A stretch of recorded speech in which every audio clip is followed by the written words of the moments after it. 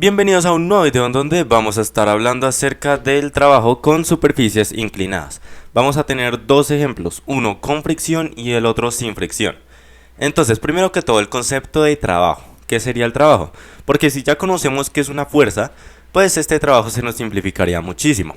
Resulta que es la energía, ¿sí? Se define como la energía transferida a un cuerpo cuando una fuerza X, ¿sí? Una fuerza que puede ir de cualquier lado, pero resulta que la fuerza neta o la fuerza resultante es la que va a definir cómo será el trabajo.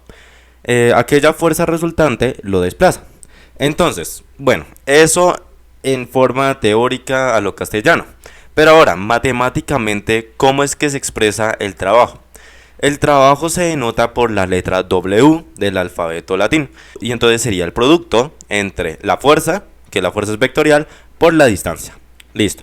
Pero si ya estamos trabajando con ángulos, como acá en superficies inclinadas, pues vamos a tener que utilizar el coseno del ángulo. El coseno del ángulo, ¿por qué? Digamos que acá tenemos una caja de masa m sobre una superficie. Ahora se le ejerce una fuerza a un ángulo de inclinación θ. Bien, resulta que cuando nosotros trabajamos cosenos y senos, vamos a encontrar fuerzas en X, ¿sí? El componente en horizontal y el componente en vertical, en las abscisas y en las ordenadas. Entonces, en las ordenadas se nos va a cancelar. ¿Por qué? Porque el coseno es de 90 grados y cualquier coseno de 90 grados va a ser de 0. Listo. Entonces, cuando un objeto se mueve sobre una superficie inclinada, las fuerzas que intervienen, como el peso y la fuerza de fricción que ya ahorita vamos a ver, deben descomponerse en componentes paralelas y perpendiculares. Acá, en nuestro primer ejemplo, no vamos a trabajar con fricción. ¿Listo? Esta masa M se desliza por un plano inclinado. Ahora, las fuerzas involucradas van a ser las siguientes, partiendo desde este punto central del objeto, que sería el centro de gravedad. Ahora, nosotros vamos a tener un peso W que va directamente hacia abajo. Se descompone en componente paralela al plano, aquel W con esos dos palitos, y la componente perpendicular al plano, la cual obtiene un ángulo de 90 grados con respecto al plano. Ahora, también hay una fuerza normal que es perpendicular a la superficie del plano inclinado, también tiene aquel 90 grados y contrarresta con aquel peso en componente perpendicular. Ahora, la fuerza de fricción también existe y esta fuerza de fricción va a ir también paralela al plano, es decir que contrarresta parcialmente a ese peso en componente paralelo, aunque en este caso pues no lo vamos a aplicar, ahorita después sí. Vamos a crear acá un DSL. ¿DSL es qué? Diagrama de cuerpo libre. Resulta que vamos a tener el eje de las abscisas y el eje de las ordenadas. Listo, vamos a tener la masa como en ese origen 0, 0. Y de ahí parte el peso, la fuerza normal, luego la componente paralela al plano, la del peso paralelo al plano, y luego la del peso, el componente perpendicular al mismo plano inclinado. Bien, no tenemos acá la fuerza de fricción, es decir, no nos vamos a inquietar por aquello mismo. Solo que acá, como hay un plano, tenemos un ángulo de elevación, que va a ser θ. Acá también lo coloco, θ. Listo. Esa θ por ángulo interno alterno, listo, y opuestos por el vértice se va a colocar acá, en este lugar. Ahora vamos a generar acá un cuadrilátero, listo, como si fuese un rectángulo. ¿Por qué? Porque yo quiero evidenciar las reflexiones de esos componentes paralelas y perpendiculares utilizando funciones trigonométricas. Este θ va a ser opuesto a este lado de acá y adyacente a este lado de acá, teniendo en cuenta que la hipotenusa es W vectorial. Es decir, que si el coseno de θ es adyacente sobre hipotenusa, el adyacente ¿quién sería? El peso en componente perpendicular y la hipotenusa el peso. Ahora, seno de θ sería el opuesto sobre la hipotenusa. Acá el opuesto sabemos que es este lado y vemos que este lado y el de arriba están paralelos. Miren, este de acá y este de allá. Es decir, obtienen el mismo valor. Este también sería la componente del peso paralela al plano. Es decir, que sería W paralelo al plano sobre W vectorial. Muy bien, eso para las funciones trigonométricas cuando estemos trabajando con el plano inclinado. Ahora, si queremos evidenciar las componentes, pues lo único que tenemos que hacer es pasar este peso al otro lado a multiplicar y ya con eso habremos encontrado la componente paralela y la componente perpendicular, o viceversa. Ahora, ¿qué es lo que vamos a realizar? Ahora sí coloquemos los datos del ejemplo numérico. Resulta que en este ejemplo el trabajo en un plano inclinado sin fricción vamos a tener un bloque de masa M que sea igual a 10 kilogramos que se va a deslizar por un plano inclinado que tiene un ángulo de elevación de unos 30 grados con una longitud de una distancia de 5 metros. Se va a deslizar por 5 metros.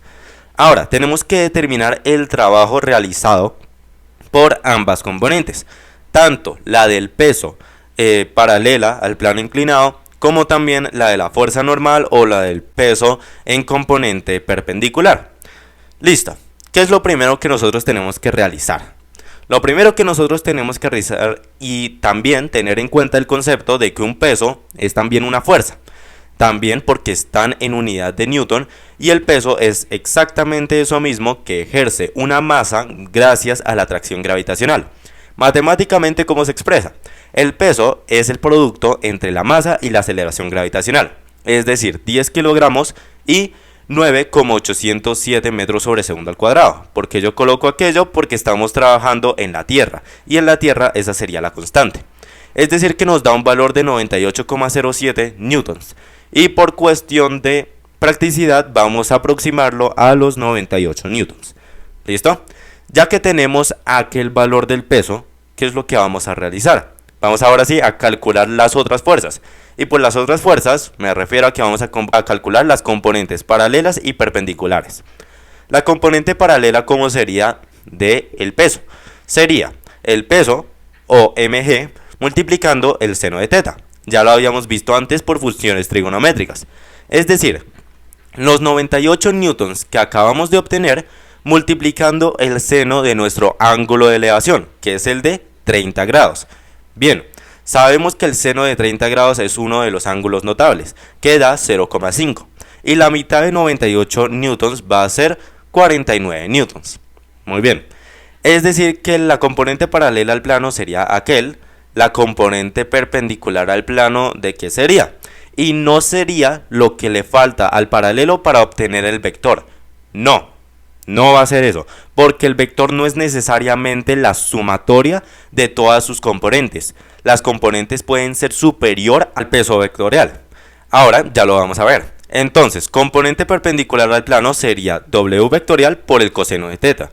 98 newtons por el coseno de 30 grados. Coseno de 30 grados también es otro de los ángulos notables y expresado en forma decimal sería 0,866 adimensional. Cuando realizamos aquel cálculo nos da 84,87 newtons. Es decir que la componente perpendicular del plano es mayor a la componente paralela del plano. ¿Por qué? Porque el ángulo es bajito. Ya si fuese mayor, ya la cosa cambiaría. Y además cuando sumamos la componente perpendicular con la componente paralela, no nos va a dar aquel peso vectorial inicial. No es así como sirve. Para ello se tiene que aplicar el teorema de Pitágoras, es decir, raíz cuadrada de ax al cuadrado más ay al cuadrado. Ya eso es para profundizar por si algo, para verificar el resultado. Entonces ahora, el trabajo. ¿Cómo es que diferenciamos el trabajo con el peso? Pues porque el peso tiene una flechita arriba, que significa que es vectorial, porque tiene magnitud, sentido y dirección. Ahora, para el trabajo es fuerza por distancia. ¿La fuerza qué sería? Fuerza era peso. Ya les había explicado esa parte. Entonces el trabajo realizado por el peso paralelo sería lo mismo que decir el trabajo realizado por una fuerza paralela, porque la fuerza paralela es ese mismo peso paralelo. Entonces acá voy a colocar yo trabajo sub peso paralelo. El trabajo realizado por la componente paralela se va a calcular como 49 newtons, que es el del peso paralelo, por la distancia que recorrió, que sería de 5 metros, es decir, 245 joules. Joules sería para el Sistema Internacional de Unidades para las Energías y los Trabajos. En ese sentido sería newton por metro. Ahora, el trabajo para el peso perpendicular, ¿sí?, realizado por el peso perpendicular, la fuerza normal, como deseen llamarlo, ¿cómo sería? Entonces, aquella fuerza perpendicular que ya encontramos por la distancia. Y además, vamos a añadirle el coseno de teta. ¿Por qué no le añadimos el coseno de teta del paralelo? Porque ya sabíamos que al trabajar paralelo, el coseno de teta sería el coseno de 0. Y coseno de 0 es 1. Pero acá vean, fuerza normal o fuerza perpendicular van a estar perpendiculares, bien dicho, al plano inclinado. Es decir que acá el coseno de teta sí mantiene relevancia. ¿Por qué? Porque independientemente de la fuerza que haya, de la distancia que haya, si el coseno es de 90, como el coseno de 90 es 0, el producto entero sería 0. Y por lo mismo y tanto, el trabajo sub peso perpendicular sería de 0 joules. Muy bien. Ahora, teniendo eso en cuenta, pues, ¿qué es lo que tendríamos nosotros ahora? Ya encontramos los trabajos, ¿cierto? Que era lo que nosotros queríamos, que era lo que nosotros buscábamos. Podemos evidenciar que en paralelo sí se ejerce un trabajo, mientras que en perpendicular no. Es como la siguiente analogía. Si yo les digo que yo me voy a desplazar hacia la derecha, completamente hacia la derecha, ustedes, ¿por qué me van a preguntar ¿y cuánto yo voy a subir? ¿O cuánto yo voy a bajar?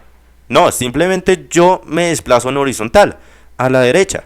Yo no les estoy diciendo si subo o si bajo, simplemente me desplazo horizontalmente. Y es exactamente eso mismo de lo que nos está sucediendo acá. Ahora, vamos a evidenciar el mismo ejemplo con los mismos datos, la misma masa, distancia y el peso. Pues si es la misma masa, pues sería el mismo peso, con un trabajo en un plano inclinado con fricción. Ahora, vamos a considerar que hay un coeficiente de fricción, en ese sentido cinético, porque se está moviendo. Ese coeficiente de fricción normalmente está entre 0 y 1, oscila entre esos valores. Mientras más esté cercano a 1, mayor fricción va a haber, y mientras más cercano a 0 esté, pues más liso va a estar la superficie, o menos arrugado va a estar el contacto entre el objeto y la superficie. El coeficiente de fricción en este caso va a ser 0,2. Ahora, necesitamos calcular el trabajo realizado considerando la fricción.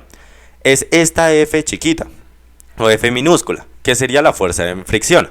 Sería el cálculo de μ por la fuerza normal. Sabemos que la fuerza normal es lo mismo que la componente perpendicular del plano porque ambas se contrarrestan completamente.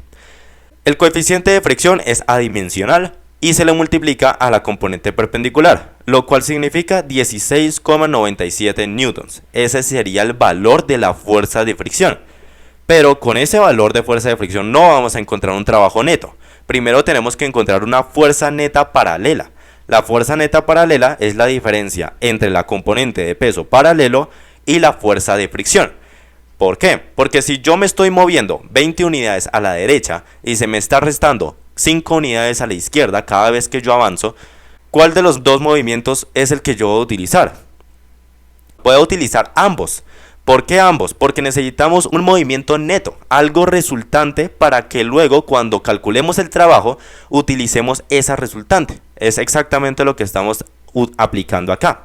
La componente del peso paralelo sería de 49 newtons, como ya evidenciamos anteriormente, estamos utilizando los mismos datos, y el de la fuerza de fricción sería 16,97 newtons. Al realizar aquella diferencia nos queda 32,03 newtons. Muy bien. Eso para la fuerza neta paralela. Ahora, con esa fuerza neta paralela podemos encontrar el trabajo neto. Y el trabajo neto será el mismo que el trabajo neto paralelo, porque como hemos evidenciado anteriormente, no hay movimiento en sentido de las ordenadas, no hay movimiento vertical. Entonces el trabajo neto será el siguiente: fuerza neta paralela multiplicando la distancia, que sería 32,03 newtons multiplicando los 5 metros de distancia. Es decir que nos queda 160,15 joules. Y ese sería el trabajo neto aplicando fricción y un coeficiente de fricción de 0,2. Pueden evidenciar que en el anterior ejemplo nosotros teníamos un valor alto de 245 joules.